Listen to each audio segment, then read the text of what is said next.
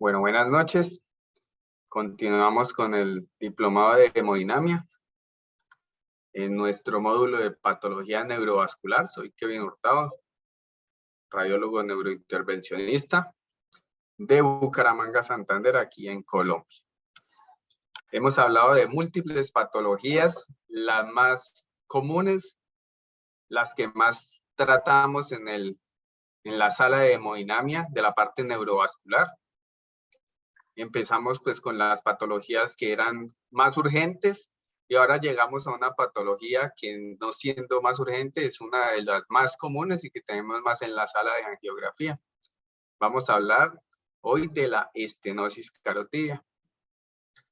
La estenosis carotidia entonces va a ser un estrechamiento de la arteria carótida interna y o carótida común, generalmente en el bulbo carotidio. Esta estrechamiento o estenosis va a ser generalmente dado por una enfermedad aterosclerótica, sea ya enfermedad aterosclerótica por placas blandas de ateroma, o sea, la grasa todavía blanda o ya calcificada.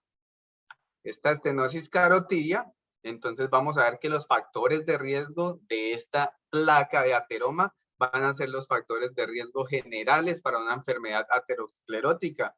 Aumento de peso, diabetes, hipertensión y las alimentaciones pues, que hacen que se suban los triglicéridos, el LDL y todas estas patologías. Lo que va a hacer esto es de forma continua y de a poco llenar esta zona de bulbo carotidio, que es esta zona donde se divide la carótida externa y la carótida interna, empezarse ahí a depositar lípidos, haciendo que posteriormente se vaya cerrando la luz de este vaso. Es muy común que los pacientes que tienen enfermedad cardíaca también tengan enfermedad de las carótidas. Entonces vamos a ver que al ser una enfermedad tan común, vamos a ver muchos pacientes en el cual se cierra, se estrecha esta luz del vaso de una forma progresiva. Entonces lo que vamos a hacer nosotros es, primero, antes cuando llega un paciente asintomático, y evaluamos cuánto es la estrechez del vaso. Vamos a ver, pues que así, si hacemos un radio entre el diámetro, que era normal, con la estrechez en el sitio donde está la placa, podemos ver que si hacemos el porcentaje, se clasifica normalmente en leve. Si el vaso está disminuida en un 50%, moderada entre un 50-70% y grave entre un 70-99%. Esto es muy importante para saber qué pacientes le podemos hacer tratamiento y cuáles pacientes se benefician de un tratamiento médico nada más y otros en tratamiento endovascular. Entonces, teniendo en cuenta dónde se aloja la placa y en qué consiste este tipo de estenosis o estrechamiento, pues vamos a seguir viendo la patología. ¿Cómo lo diagnosticamos? Generalmente es un paciente que viene por enfermedad cardíaca, enfermedad de los pies, triglicéridos altos, hipertensión, y lo que se hace principalmente como un escaneo, pues para ver qué puede tener es un Doppler. El Doppler carotidio nos va a mostrar que hay un aumento de las velocidades, que generalmente son velocidades de hasta 80, 90, llegando hasta 400 centímetros por segundo, lo que nos quiere decir que aumenta las velocidades porque puede haber una estrechez. Este es como el screening para ver si tienen estenosis carotidia. Estos pacientes a veces consultan porque tienen mareos, porque tienen a veces alteración en la visión, porque a veces los pacientes tienen episodios de como strokes, pero los llamamos TIA porque son un stroke que duran muy poquito. Esos pacientes en el screening primero del Doppler ya nos muestra que puede hacer algo, pero siempre sigue el diagnóstico por un método como la tomografía. La tomografía con contraste, con angiografía, nos va a mostrar exactamente el grado de estenosis. el grado de estrechamiento. Por ejemplo, en este paciente vamos a ver estas que estoy señalando yo con la flecha, es la arteria carótida común, la que sigo señalando, que en la imagen está a la izquierda, la carótida externa, y la que está a la derecha, la carótida interna. Vamos a ver que hay unas zonas de estrechamiento muy grandes en la carótida interna y aquí en la bifurcación carotidia o en la carótida ya en el bulbo carotido. Vamos a ver que no hay una configuración normal. Entonces aquí con la tomografía, con angiografía, podemos ver exactamente dónde es y cuánto es el porcentaje de estenosis. En esta imagen también vamos a ver que en esta, que es la carótida interna, la que estoy señalando, hay múltiples áreas de estrechamiento, muy estrechamiento, para eso este método diagnóstico que es la tomografía. Este es otro ejemplo que lo hacen con reconstrucción tridimensional, en el cual se ve un adelgazamiento marcado de la carótida interna, que generalmente es más grande que la carótida externa, pero en este lado, como está tan adelgazado, vemos que la carótida externa está más grande. Entonces, siempre utilizamos la tomografía con angiografía para el diagnóstico.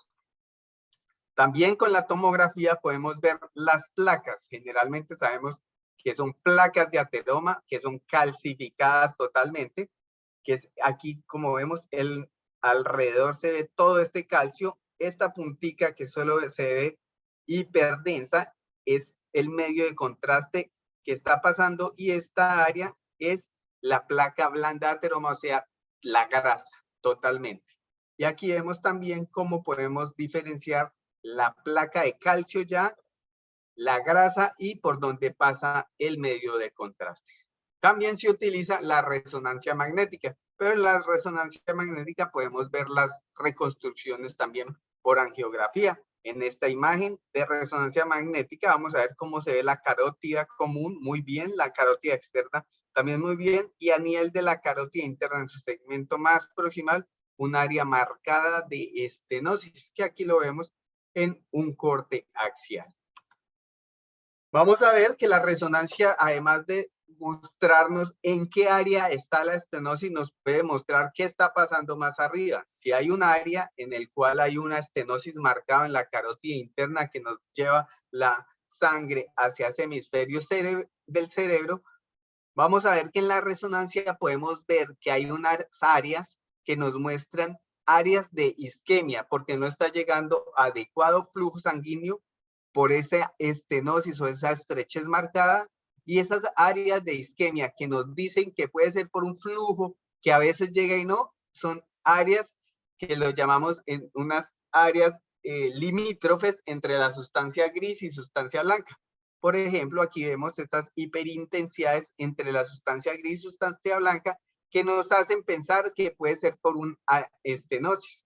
En esta imagen también vamos a ver que hay un área hiperintensa que nos dice que son áreas isquémicas entre la sustancia gris y sustancia blanca, porque aquí, como vemos en esta imagen, hay una disminución del diámetro de la arteria carótida interna derecha. Vamos a compararla con la izquierda, esta área hipointensa, grande, cambio la derecha, muy estenosada, muy estrecha, y ya haciendo infartos en la resonancia que la podemos ver. Entonces la resonancia nos sirve para ver el camino y también qué está pasando arriba, qué áreas puede estar ya comprometiendo en el cerebro, y obviamente cuando ya hay compromiso del cerebro y con otras indicaciones tenemos que tratar. El diagnóstico de elección, el gold estándar y el que siempre se tiene que hacer es la angiografía, lo que hacemos en la sala de hemodinamia. Hacer una angiografía, entrar por la arteria, subir con un catéter y en toda la carótida poner medio de contraste y ver exactamente los diámetros y qué fallas tiene cada arteria. Entonces, sabiendo qué es el gold estándar, aquí vemos las imágenes. Habíamos visto en la tomografía unas imágenes que nos muestran la estenosis, pero realmente en esta imagen que vemos a la derecha en angiografía está muy bien detallada cómo es una estenosis carótida. En este ejemplo es una estenosis carótida muy grande. Acá la flecha que yo estoy moviendo es la carótida común. La carótida externa está muy grande, generalmente ya no está grande. Sabemos que es la carótida externa porque tiene muchas ramas. la carótida interna en el cuello no da ramas. Entonces, la de adelante va a ser la carótida externa. Y nos vamos para atrás y vemos que hay una irregularidad marcada, una irregularidad muy marcada de esta carótida. Esto quiere decir que aquí hay unas placas y además de ser unas placas normales, tienen unos huecos. Es que está ulcerada. Y aquí subiendo un poquito vamos a ver que casi completamente está tapada. Entonces una estenosis muy grande que ahorita viendo los criterios de tratar o no de tratar, esta sí se debe tratar. Entonces vamos a ver que posteriormente le hacemos un contraste, le ponemos muy bien contraste, vemos un área aquí, que esto lo llamamos, esta es una placa, pero más arriba hay una placa mayor, una placa más grande. Y en el contexto de esta enfermedad, como hay unas placas tan grandes, el flujo no va a ser normal y siempre va a pasar algo. En el ejemplo que aquí estoy señalando, en la izquierda de la diapositiva, vamos a ver que hay úlceras. Estas úlceras hacen que haya un flujo turbulento y puede haber que haya trombos. Como en este ejemplo, como aquí donde está esta flecha, nos está mostrando un área radiolúcida que generalmente no debe estar. Eso quiere decir que al lado de la placa se está formando un trombo y ese trombo tiene el riesgo que se vaya para arriba, para el cerebro y nos tape una arteria y haga un stroke. Entonces estos pacientes ya con unas placas tan grandes, su riesgo siempre y se compara con su riesgo de supervivencia es el stroke a tantos años. Entonces sabiendo eso, vamos a ver cuáles placas ya se deben tratar y cuáles se pueden dejar ahí. Este es otro ejemplo de placas y estenosis ya complejas. Esta es una carótida común. La carótida externa es la que tiene muchas ramas, aquí se ve. Y como hay una placa que en su centro tiene esta bola es que esta placa está ulcerada. Al ser ulcerada, hace que el flujo sea más turbulento y que haya más riesgo de embolizar trombos. Y este ejemplo es otra, esta es la carótida común, la carótida externa con muchas ramas, y vemos que es un hilo. Ese es un hilito que va pasando por la carótida interna. Entonces, ese paciente, además que le falta sangre en ese hemisferio cerebral, cuando suba va a ir turbulento y va a tener muchísimo riesgo de obstrucción, de stroke. Seguimos viendo placas feas. Esta es una placa ulcerada y una estenosis marcada que aquí, si la vemos, esta lesión es calcificada y disminuye con una estenosis de aproximadamente el 60%. Entonces, todas estas placas alteradas son las que nos dicen que tenemos que tratar a ese paciente. Además de que la placa está ulcerada y tiene riesgo de embolización, también el riesgo es que se tape todo, como esta. Aquí vemos la carótida externa muy llena, pero vemos que la carótida interna se tapó. O sea, se tapa de a poquito, y cuando se tapa y el cerebro probablemente no tiene otras conexiones, pues va a haber un stroke masivo y el paciente pues puede morir. Entonces esa placa de a poquito va llenando, de a poquito se va tapando y por eso tenemos que tratarlas antes que pase o la embolización para stroke o que se tape del todo. ¿Y qué hacemos? Entonces, en estas placas, ¿qué vamos a hacer? ¿Cómo tratarlas? Entonces, primero que todo, vamos a ver que hay unas indicaciones para tratar. Entonces, sabemos que en la clasificación que habíamos visto, que una estenosis es severa cuando es 70% de diámetro, 70% de obstrucción de la luz del vaso. Y ya cuando está preoclusiva es del 90%, quiere decir que pasa un hilito. Entonces, en cualquier momento, eso se puede tapar. Pero las indicaciones para que coloquemos un stent son claras. Estas indicaciones están dadas por cuál es el mayor riesgo, cuál es el mayor beneficio entre tener un paciente, meterlo a la sala de angiografía, ponerle un stent o dejarlo con tratamiento médico para que la placa no crezca. El tratamiento médico para que la placa no crezca va a ser ejercicio, estatinas, antiagregación, pero se ha visto que si un paciente tiene más del 60% de oclusión medido por angiografía, como lo hacemos nosotros, Tenga o no tenga síntomas, tenemos que tratarlo. Quiere decir que si no se trata, se sabe que en el futuro va a tener o stroke o se le va a obstruir. Y los pacientes cuando tienen una obstrucción menor, o sea, menor del 60, pero llega al 50%, lo tratamos solo cuando tiene síntomas. ¿Qué síntomas son? Los síntomas de eso son síntomas que se parecen al stroke, pero no duran. Los pacientes que han tenido disminución de la fuerza en un lado del cuerpo, una alteración en la visión, una disartria, una alteración en el habla, esos pacientes, si tuvieron cualquier síntoma, se trata así sea el 50%. Se trata de forma endovascular como lo vamos a hacer nosotros. Ya vamos a ver cómo hacemos y cómo ponemos el stent. Entonces, antes de tratar, como la mayoría de tratamiento endovascular, necesitamos empezar con algún tratamiento. Necesitamos un tratamiento en este tipo de pacientes. Primero, suspender anticoagulantes. Sabemos que si un paciente está anticoagulado, el riesgo de sangrado, primero del lugar de punción, va a ser alto. Y segundo, como vamos a estar trabajando en el cerebro, si está muy anticoagulado, cualquier cosita nos puede hacer sangrar dentro del cerebro. Entonces, 5 días antes del procedimiento, suspender todos los anticoagulantes que el paciente tenga.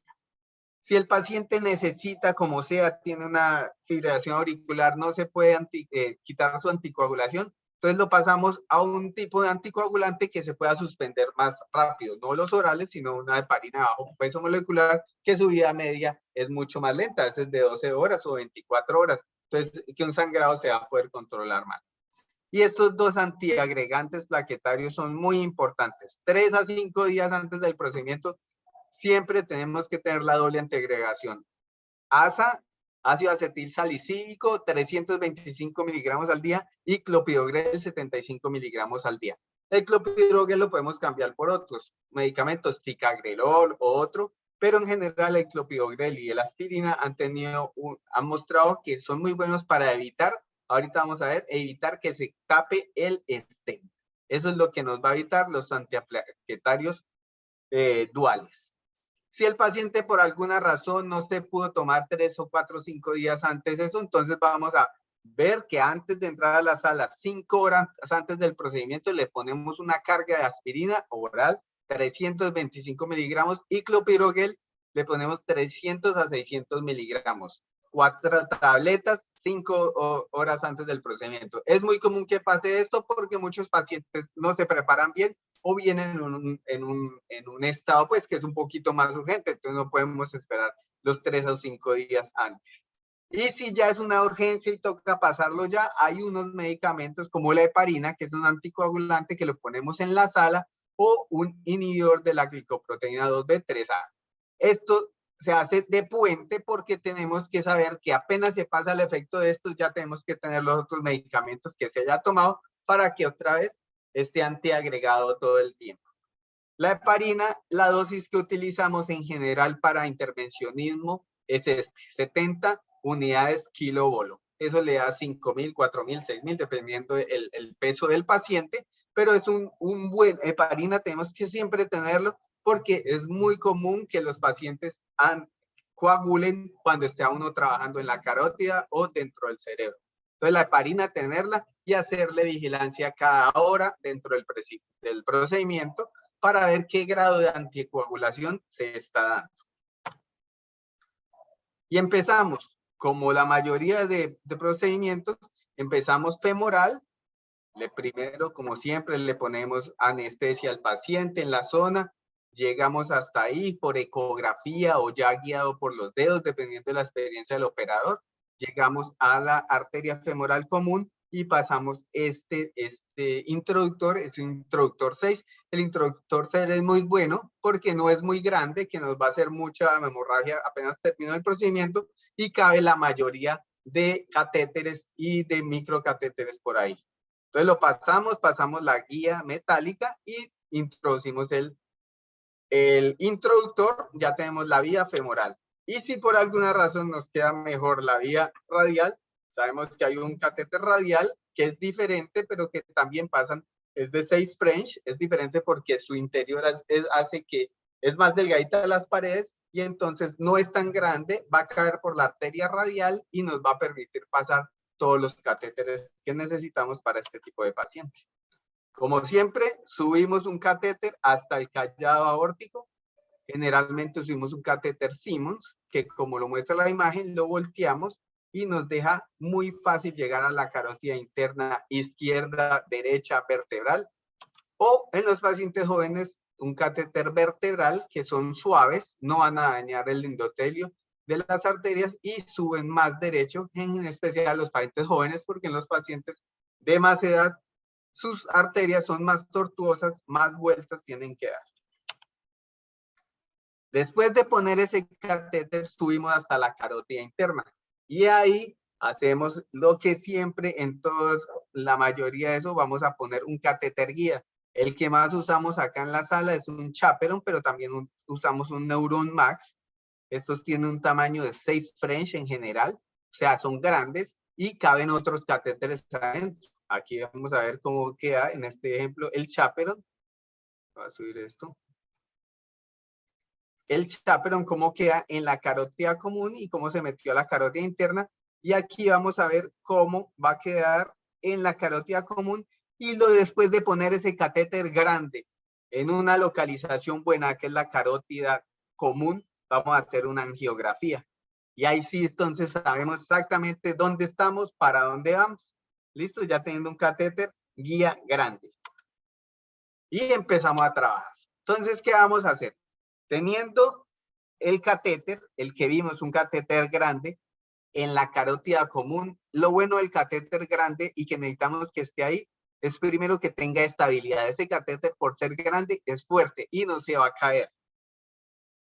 Y la localización nos deja que este catéter no haga daño. Como es tan grande, si este catéter sube mucho a la carótida interna, va a dañar porque la carótida interna es un poco más delicada que la común, porque la común es más grande y sus paredes son más gruesas. En la carótida interna, no siempre, pero en especial en este tipo de pacientes es más delgada y más débil. Entonces, por eso lo tenemos cerca a la bifurcación y ahí nos va a dar estabilidad para subir casi cualquier catéter. Entonces, lo dejamos en la carótida común. Ahí estamos muy bien. ¿Y qué vamos a hacer? Entonces, como vamos a seguir, lo que vamos a hacer es abrir esa estenosis que está en la carótida interna.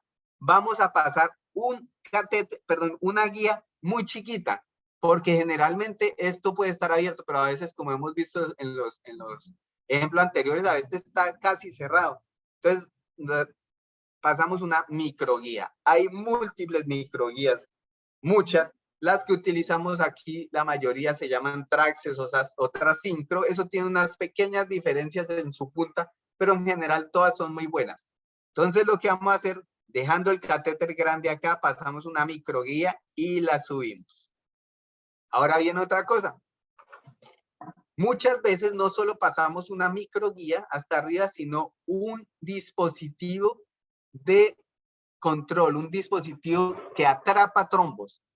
Vamos a ver que el objetivo de este es que después esto va a ser una sombrilla que no va a dejar que trombos que nosotros podamos hacer o placas de grasa que en el momento de abrir el stent se suban, él los va a atrapar. Es como una sombrilla. Y ellos lo podemos subir por la misma microguía. Vienen con una microguía, lo subimos y en sección lo abrimos. Lo abrimos con el objetivo que quede ahí anclado, como una sombrilla, que no deje pasar nada.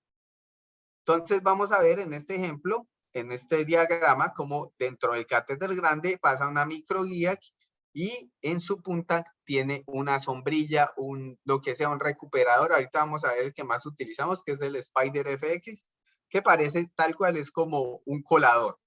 En este parece una sombrilla. Y vamos a ver aquí en el ejemplo ya en vivo, que es la angiografía, cómo pasa sobre la microguía, pasa sobre la estenosis, que es esta, sigue subiendo y lo dejamos más arriba. Y ahí se deja abierto.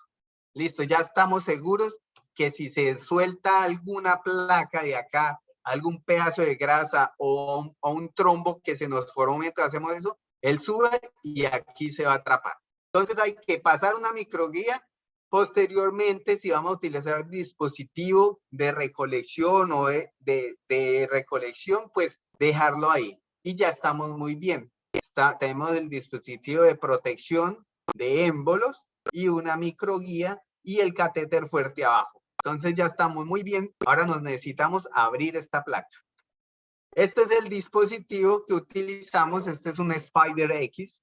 Es un dispositivo pues que tiene mucha tecnología, pero en general, como la mayoría de elementos endovasculares son con marcadores de tuxtenos y con una cubierta de nitinol, estos elementos metálicos son muy buenos porque hacen poca reacción alérgica y se ve bien en el medio de, pues se ve bien en las imágenes de rayos X.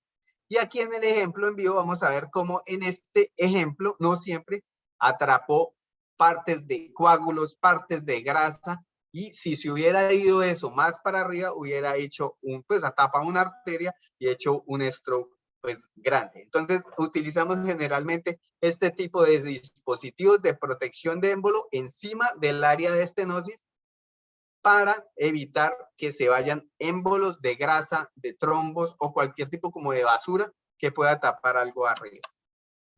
Entonces ya tenemos el dispositivo de protección arriba, tenemos la guía, entonces nos toca subir el stent. El stent, ahorita vamos a ver el tipo de stent. El stent es una malla que se va a abrir por sí mismo o con ayuda, se va a abrir en la zona de obstrucción y al abrirse va a hacer que ese lugarcito que era tan estrecho se vaya abriendo. Generalmente entonces subimos, como muestra aquí la imagen, subimos un stent que él está metido en otro catéter y lo vamos desnudando, es abriéndolo, desnudándolo, aquí como muestra esta gráfica, se va bajando el stent y la malla se va desnudando y se desnuda. Aquí vamos a ver cómo quedó desnuda del todo y vamos a ver que en este lugar, generalmente los stents, como vamos a ver ahorita varios, tienen una fuerza radial que ellos mismos solo se abren, por su contextura se abren y van a abrir del todo. Aquí vamos a ver cómo apenas se puso la malla, el stent, todavía queda un área de estenosis, pero posteriormente se abrió del todo. En este ejemplo, hubo que ponerle un balón para ayudarle al stent que abriera. Pero así, este es el resultado que nosotros buscamos. Desde una estenosis del 70-80% a cero estenosis para que llegue bien la sangre arriba. Entonces vamos a ver unos stents, los que más utilizamos.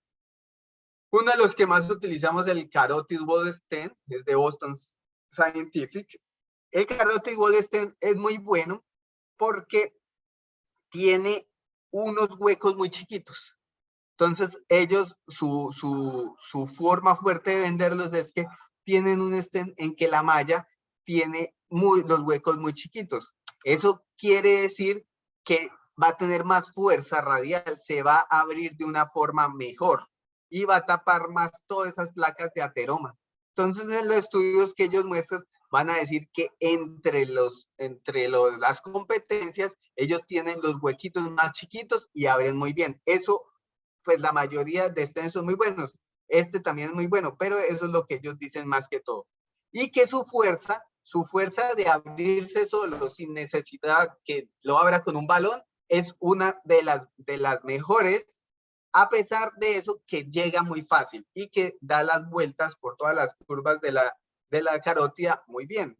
Entonces, ellos lo que dicen que les va muy bien. Y otra cosa que dice Wallenstein es que se ve muy bien en rayos X. Entonces, ellos muestran su comparación con la competencia y que se ve muy bien en rayos X. Está bien, pero los otros también están bien. Entonces, tienen muchos diámetros. Tienen diámetros de longitud y de diámetro transverso, muchos para que uno escoja. Entonces, uno antes de ponerlo mide cuánto mide la arteria de diámetro transverso y cuánto uno necesita de longitud, y ahí escoge, porque uno generalmente en la sala tiene varios stents. Esta es otra marca que también es muy buena, Medtronic, con su stent Protege.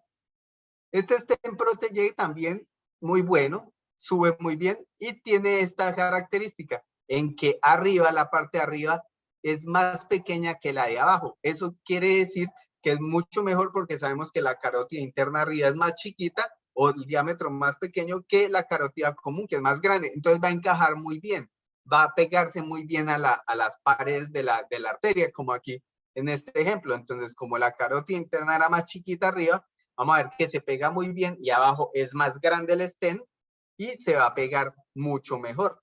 Entonces, este tiene esa característica sin demeritar los otros, pero uno va escogiendo de a poquito o usa varios y empieza a cogerle pues como el gusto a uno. Como los demás, también tiene múltiples longitudes y diámetros para que uno escoja dependiendo del paciente.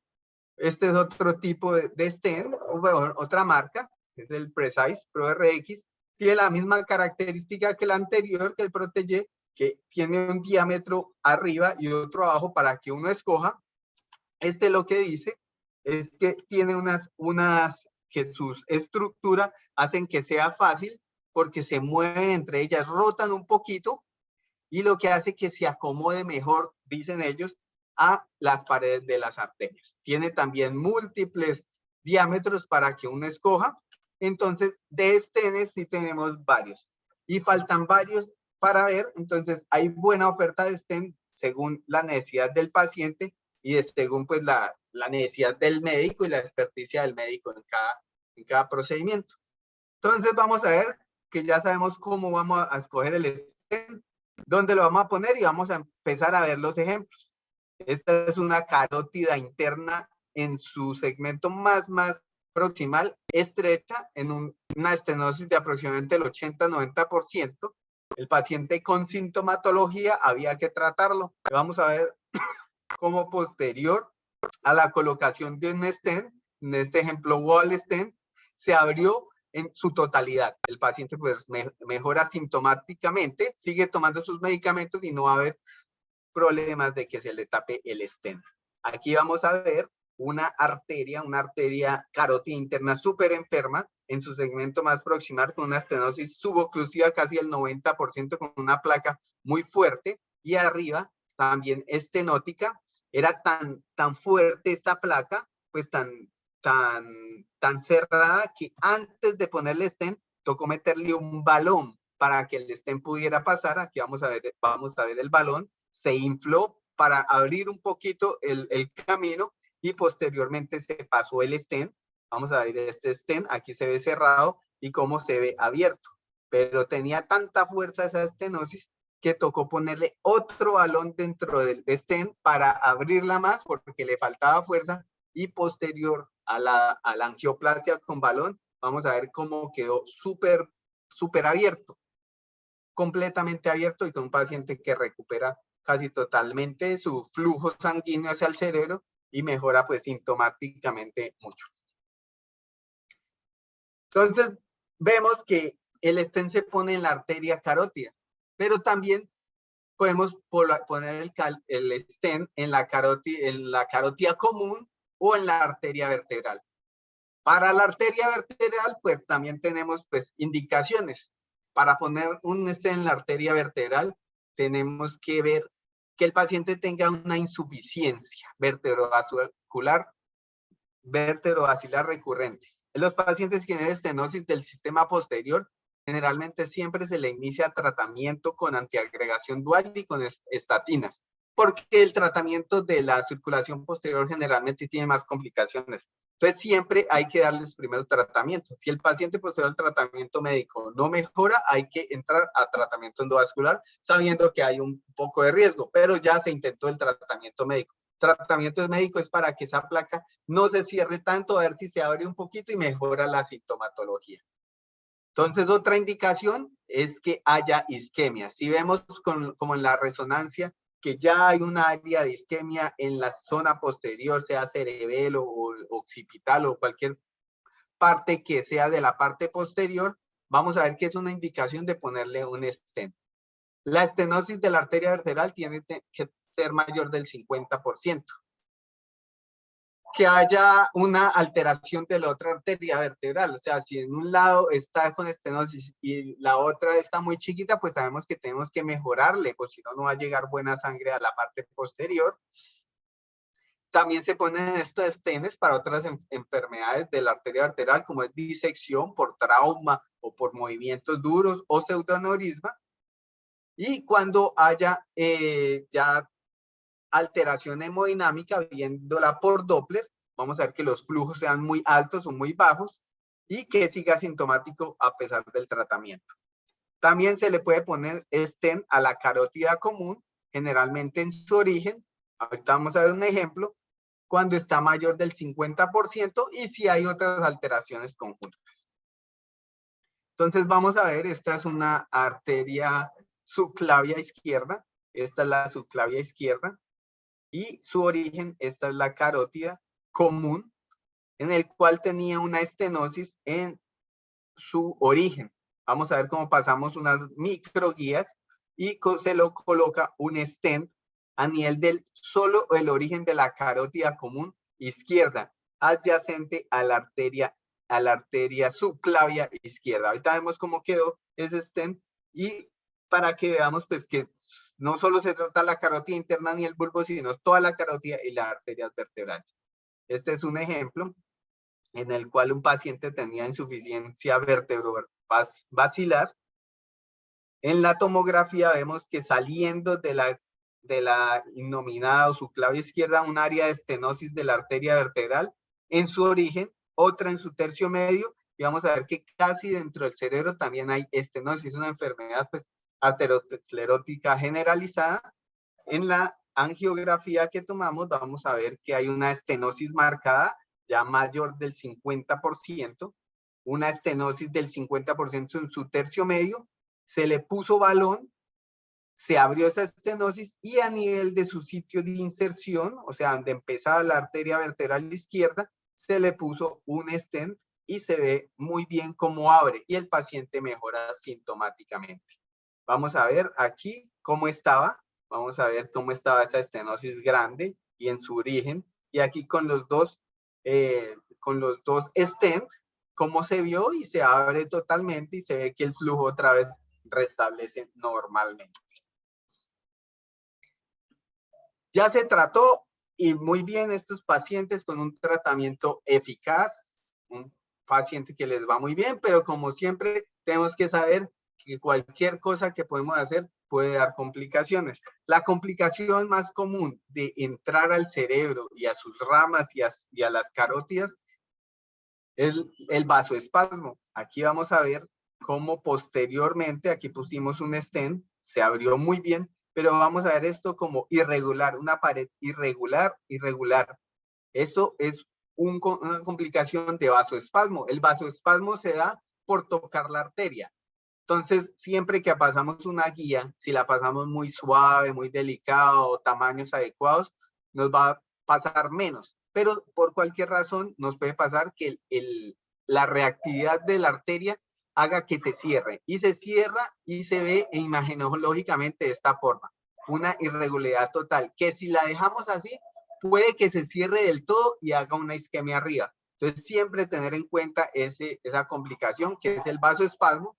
Posteriormente a este vasoespasmo, entonces le pasamos 100 microgramos de un vasodilatador, que fue nitroglicerina, se lo pasamos ahí dentro del catéter, se le pasa dentro del catéter y como se ve todavía, que todavía queda, pero ya mejora el flujo. Y al mejorar el flujo, no va a haber riesgo que se tape del todo la arteria y que haya una isquemia cerebral por vasoespasmo. Entonces, siempre tener en cuenta que si tocamos una arteria, en el control posterior, saber que se puede cerrar y vamos a ver que se debe tratar. Lo habíamos visto en la hemorragia subaracnoidea, que la misma sangre haga que haya un vasoespasmo generalizado y es una enfermedad que hay que tratar muy bien en general cuando sangran por ruptura de aneurisma. Acá como solo fue que la tocamos, entonces le ponemos un poco de nitroglicerina y mejoramos el flujo. Otra complicación que es común, aunque no debe ser porque la idea es que con los medicamentos antiagregantes y con los mejores estilos de vida, no lo es la estenosis intrastent. Que pongamos un stent y se vuelva a tapar por dentro. Esa es una complicación que cada vez debe ser menor porque la tecnología de los stents hacen que no se vuelvan a tapar y para eso son los medicamentos. Vamos a ver, aquí esta línea hiperdensa es el stent y como en su interior se ve ya otra vez estenosis. Hay una placa, esta línea hipodensa es placa y como hay disminución otra vez del calibre. Aquí en la angiografía vamos a ver que hay disminución del calibre dentro del stent. Lo que hay que hacer nuevamente es hacer lo mismo, entrar y con un balón abrir nuevamente. Pero eso en repetidas ocasiones pues daña más el vaso. Entonces la idea es que con los dispositivos bien puestos, que queden muy bien pegados a la pared, que se tomen los antiagregantes, que el paciente mejore su estilo de vida y todo eso, no vuelva a pasar eso. Pues porque tratar a un paciente 2 veces le aumenta el riesgo de complicaciones. Otra complicación que no es tan común, pero también es grave, es la disección. Vamos a ver que le pusimos un stent a nivel de la carótida interna y en esta imagen vamos a ver esta raya para abajo en toda la mitad, una raya radiolúcida, es una disección. La disección quiere decir que sin querer uno armó otra luz por otro lado con el stent, con la guía, porque la pared estaba muy delgada o porque estaba muy frágil. Y esta disección hay que tratarla porque puede hacer que se cierre del todo la arteria o que se vayan trombos al cerebro. Entonces, lo mismo que hacemos con la estenosis, le ponemos un stent. Esto es la estenosis carotidia, una enfermedad muy prevalente, una enfermedad que es muy importante diagnosticar y saber tratar y saber seguir, porque se ve mucho en la consulta de neurointervencionismo y mucho en los pacientes que tratamos. Esto es entonces estenosis carotidia y cualquier pregunta, pues si quieren, la pueden realizar.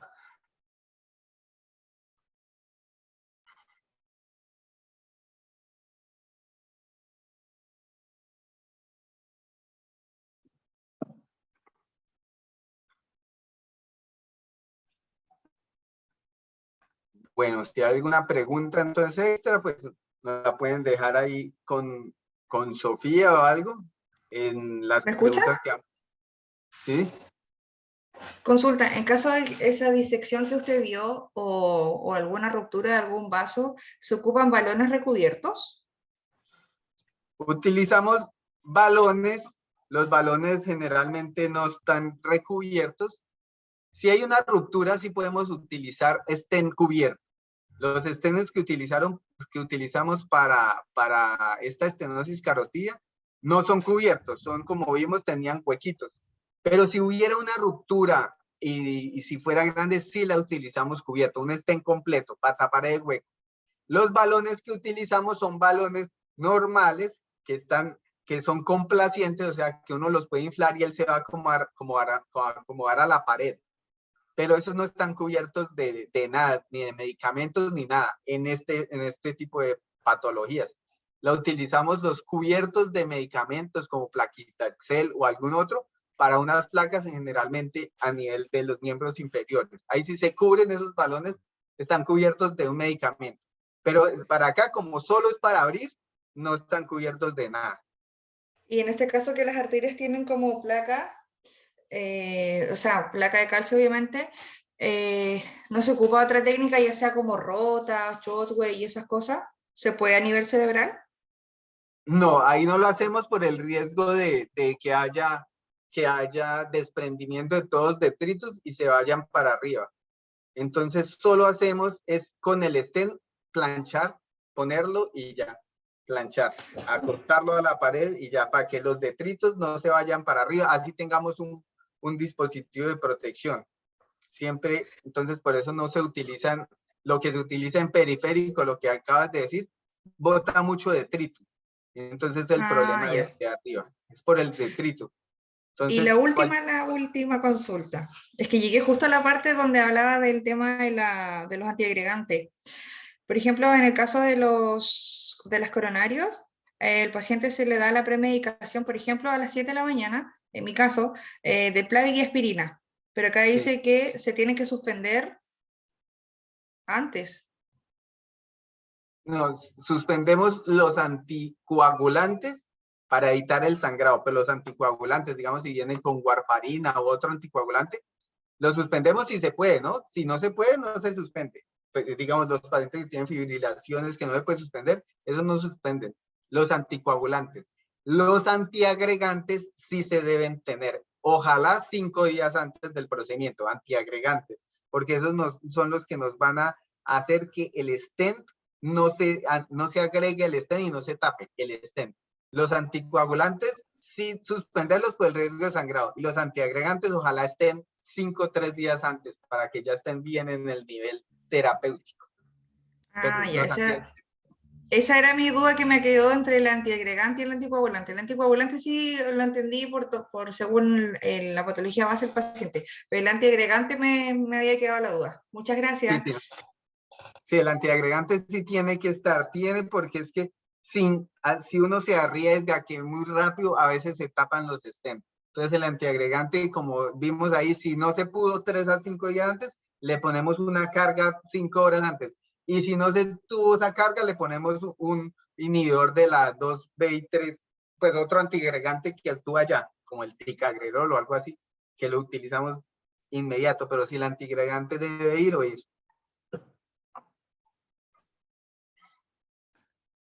Aquí tenemos otra consulta mediante el chat, Doc. Aquí Roberto pregunta, para obtener el diagnóstico de estenosis carotidia, ¿se tiene que realizar la angiografía o es primero por USG Doppler? Primero por Doppler. Primero por Doppler, que es el diagnóstico como por screening. El diagnóstico de screening es por Doppler. Es el paciente que llega a la consulta con la sintomatología. Ahí es el Doppler. El Doppler va de primero. Lo que nos va a seguir después es, sabemos que en el Doppler hay una estenosis, listo, de un porcentaje más o menos, Ahora queremos ver más. ¿De cuánto exactamente? ¿Cómo es la placa? ¿Cuánto mide? Ahí sí sigue la tomografía y el diagnóstico gold estándar, que es la angiografía, pero para ver ya, digamos, hey, ¿qué vamos a hacer? Pero el diagnóstico inicial sí es con el Doppler. ¿Alguna otra consulta, chicos o estimados? Recuerden que es la última clase del diplomado y que luego de esto ya este fin de semana estará publicado el examen. Entre jueves y viernes será publicado el examen. Pueden dejar sus consultas también mediante el chat y serán leídas. Si no, pueden activar el audio y hacer la pregunta directamente al doc. Es igual el PDF de las presentaciones, yo la vuelvo a enviar para que lo tengan. Igual de ahí van a hacer las preguntas. Pero me falta, creo que enviar el PDF de esta y de la anterior. Pues para que lo Bien. revisen y ahí están, de ahí salen todos. Son conceptos básicos, pero la idea es que son básicos, pero son muy buenos saberlos porque dependiendo de eso es que uno hace o deja de hacer. ¿Qué tal? Buenas noches, doctor. ¿Me escuchan? Buenas noches. Sí. Sí, buenas noches. Ok. Consulta. Me gustó mucho la charla. Lo felicito. No sé si habló en algún momento si le hacen atropina en algún momento al paciente cuando inflan los balones para posdilatar. Y la otra Sí. consulta era si predilatan las lesiones cálcicas de más del 90%. Sí, las dos, sí, la atropina, es que nosotros generalmente lo hacemos con el anestesiólogo, entonces no le ponemos atropina antes, pero la tenemos en la mano, así, en el mejor dicho, pegada. Si el paciente cuando lo baloneamos empieza a bajar, de una le pone la atropina al anestesiólogo, o sea, está lista, pero no lo utilizamos como premedicación, pero sí se tiene ahí. Y sí, muchas veces al balonear en la estenosis, de una se baja la frecuencia cardíaca mucho, pero a veces no. Entonces, por eso no lo hemos hecho como premedicar siempre, sino que si el paciente, igual siempre está lista la atropina. Ok, no lo usan como de base. Sí, no de base. Lista, pero no de base. Ok. Otra consulta quería hacerle. Si en el caso de que la lesión sea tan grave y no deje subir el filtro, ¿cuál es la metodología que utilizan? O sea, suben el balón y predilatan igual, corriendo el riesgo de que migre a algún trombo o alguna placa, o suspende, digamos, la angioplastia, ¿no? Sí, lo del filtro, muchas personas lo usan y muchas no. Está escrito en los libros que hay que utilizarlo. Pero cuando pasa lo que dices, hay muchas personas que se arriesgan y pasan sin filtro, solo la guía y el stent. Pero cuando uno cree que la placa está inestable y que no pasa y hay que cuidarlo, lo que utilizamos es un balón antes. Entonces, un balón en la carótida común que tapa el flujo totalmente y por la mitad del balón pasa el stent. Entonces, no va a haber nada que empuje las placas para arriba porque está tapado.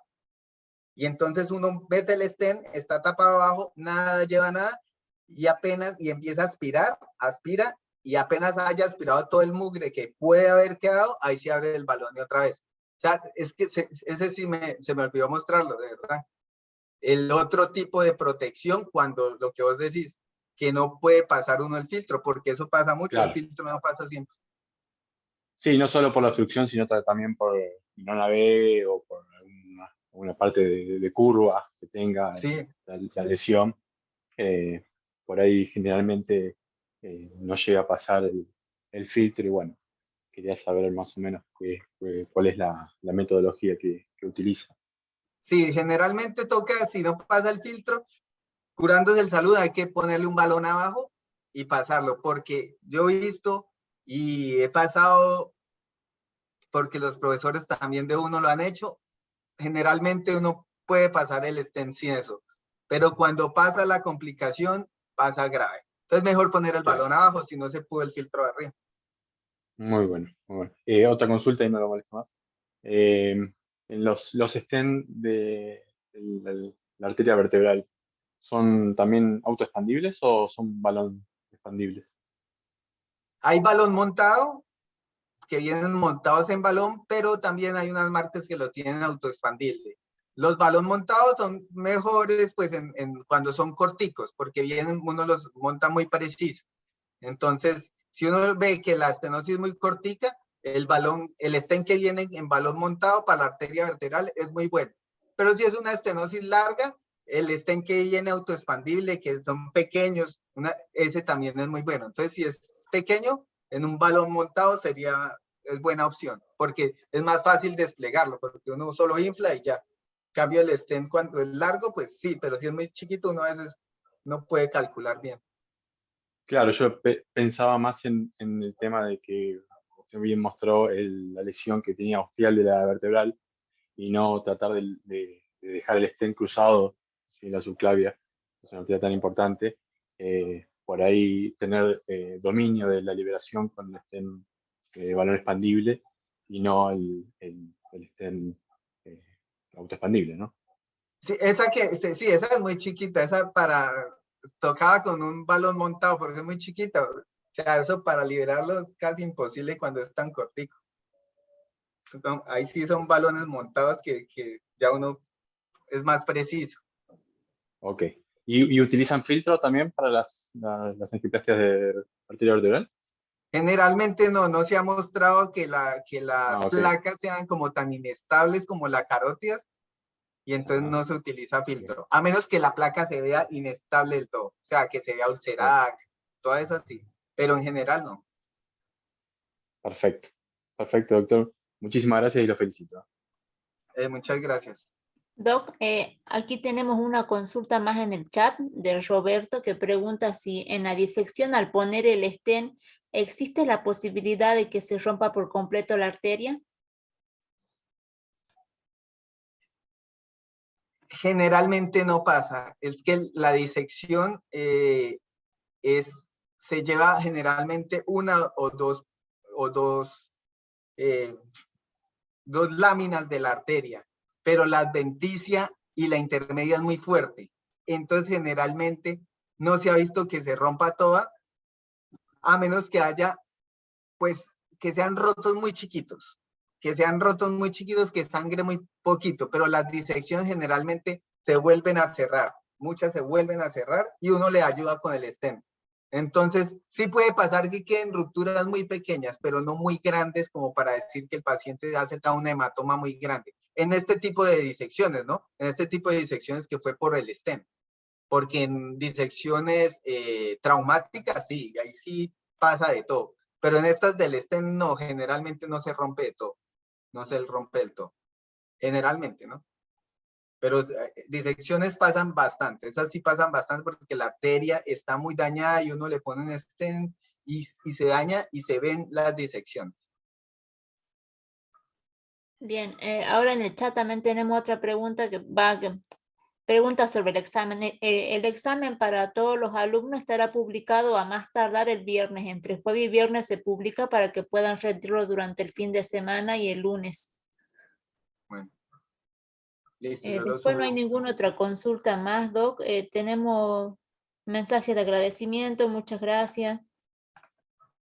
Por ahora ninguna otra consulta en el chat. Bueno, muchas gracias a ustedes pues, por escucharme y por este espacio tan chévere de poder decir lo que uno está aprendiendo también y poder compartirlo. Muchas gracias por invitarme. Muchísimas gracias a usted, Doc. Muy linda su disertación de hoy, muy lindo el módulo completo, hemos aprendido mucho. Gracias a todos por estar presente, por conectarse. Bueno, si quiere, Doc, podemos dar por finalizado el video de la nube. Bueno. Bien. Bueno.